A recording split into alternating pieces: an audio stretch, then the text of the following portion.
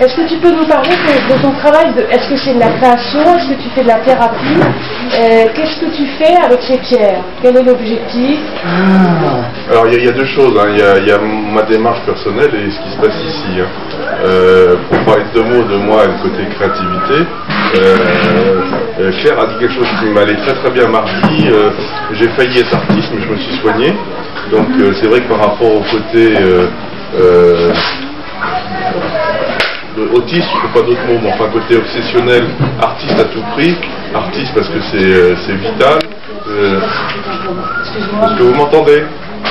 Il n'y a pas de micro, je vois Si on va faire pour ceux qui sont un peu loin.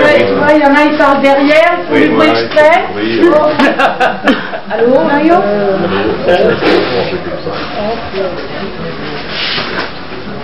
Ça marche, hein? Oui, c'est mieux. Bon, alors je reprends. Donc il y a des choses que je fais pour moi et des choses que je fais ici. Je reprends par rapport à ce qui disait Claire l'autre jour où la notion qu'on n'a pas le choix quand on est artiste. Je ne me définirais pas comme artiste parce que justement j'ai fait un certain travail sur moi pour me donner le choix. Et le choix pour moi c'est donc important de ne pas être enfermé dans ce non-choix, de créer à tout prix pour exister. Alors, créer à tout prix pour exister, j'en suis plus là. Ceci dit, pour moi, c'est un anxiolytique puissant, la création. C'est une manière de me valoriser, c'est une manière d'exprimer des émotions où peut-être avec les mots, je suis un peu plus handicapé, même si je me soigne.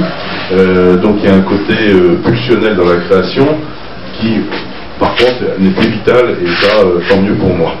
Alors ici, moi, ce que j'essaye de faire, c'est d'encourager les gens à ouvrir le robinet créatif, hein, c'est-à-dire à se dire tout le monde est créatif. Pour moi, être créatif, c'est simplement se mettre en connexion avec son bas inconscient et puis regarder ce qui coule. Et ce qui coule, ça nous appartient, on s'y reconnaît et on peut même l'aimer. Et la pierre a l'intérêt de laisser le temps aux choses d'émerger et de ne pas avoir de gomme. C'est-à-dire que c'est une démarche dans laquelle on avance. Tant qu'il y a de la matière, on peut évoluer. Tant qu'il y a de la pierre, on peut aller plus loin. Et pour moi, être créatif, c'est aussi ne pas faire référence à tout ce qu'on nous apprend, tout ce qu'on nous enferme au niveau de l'école, c'est-à-dire que ce soit rond, que ce soit carré, que ce soit comme ça. Donc c'est l'occasion d'expérimenter une bulle de liberté dans laquelle on peut envoyer chier toutes les références et créer sans contrainte. Le sans contrainte, ça veut dire qu'au démarrage, on ne sait pas où on va. Et ça, c'est parfois inquiétant. La pierre a le mérite de limiter dans le volume, c'est-à-dire on ne sait pas où on va, mais tout est là déjà dans la pierre. Et il y a un moment, il va falloir commencer, il y a un moment où il faudra arrêter. Et l'animateur que je suis est là pour encourager les gens à y aller, à cheminer sur leur pierre, et ça passe par différentes phases, et tant mieux si ça évolue, et tant mieux si ça se transforme, et tant mieux si à un moment on se dit c'est fini, et on va pouvoir passer une autre pierre, parce que là, on est arrivé à un état stable.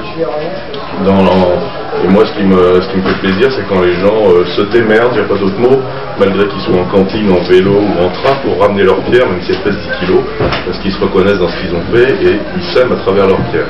Donc c'est mon seul objectif ici, c'est que les gens s'aiment à travers ce qu'ils font. Alors, Pierre,